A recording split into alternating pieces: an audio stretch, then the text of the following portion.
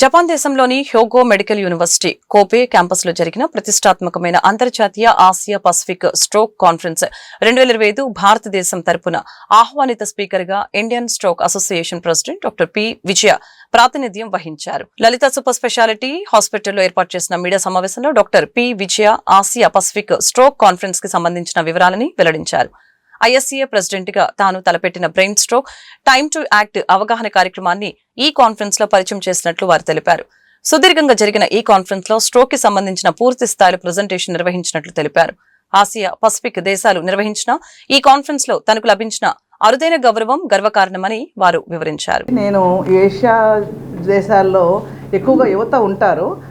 ఈ పరాలసిస్ అనేది మనకి ఏషియా దేశాల్లో తొందరగా వస్తుంది. అమెరికాలో యూరోప్లోనేమో 70 ఏళ్ళకి 60 ఏళ్ళకి వస్తుంటే మనకు ఆసియా దేశాల్లో 40 ఏళ్ళకే జబ్బులు స్టార్ట్ అయిపోతున్నాయి. అందుకని దీని మీద ప్రత్యేకంగా మనకి పరిశోధనలు జరిపి దీని నివారణకి చర్యలు చేపట్టాలనే ఉద్దేశంతో ఈ ఏషియా పెసిఫిక్ ఆర్గనైజేషన్ మొదలైందనమాట. ఈ సందర్భంగా నా యొక్క సూచన మేరకు 20 దేశాలు ఉంటాయి, సభ్య దేశాలు ఏపీఎస్ఓలో 20 దేశాల రౌండ్ టేబుల్ కాన్ఫరెన్స్ అనేది ఒకటి ఫస్ట్ టైం మొట్టమొదటిసారిగా ఈ కాన్ఫరెన్స్లోనే ఆర్గనైజ్ చేశారు. అది మనం చెప్పినందుకు ఇది గుర్తుగా మనల్ని ఇది గుర్తించడమే కాకుండా వాళ్ళందరూ కూడా ఏషియా ప్రెసిడెంట్ అయిన ఏపీఎస్ఓ ప్రెసిడెంట్ ఆవిడ ప్రత్యేకంగా మమ్మల్ని అభినందించారు. అందులో ఏం చేశారంటే మనకు అరగంట కేటాయించారు మాట్లాడటానికి, మిగిలిన అన్ని దేశాలకు కలిపి అరగంట కేటాయించారు.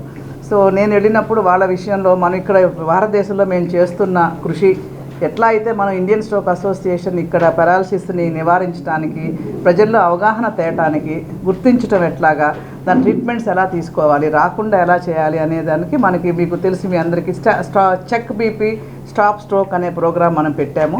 18 ఏళ్ళ నుంచి ప్రతి వాళ్ళు బీపీ చూపించుకుంటే సగం పెరాలసిస్లు రావు అనేసి ఇలాంటి కొత్త కొత్త కాన్సెప్ట్స్ కూడా మనం భారతదేశంలో వేరియస్ స్టేట్స్లో చేస్తున్న విషయము వాళ్ళకి అక్కడ అన్నీ వివరించాము. మన పవర్ పాయింట్ ప్రజెంటేషన్తో వివరించాము. వాళ్ళు కూడా చాలా ఇంప్రెస్ అయ్యి వాళ్ళు కూడా కొన్ని సలహాలు సూచనలు వాళ్ళ దేశంలో చేసే ఏం చేస్తారనేది ఇదంతా there was a very good discussion.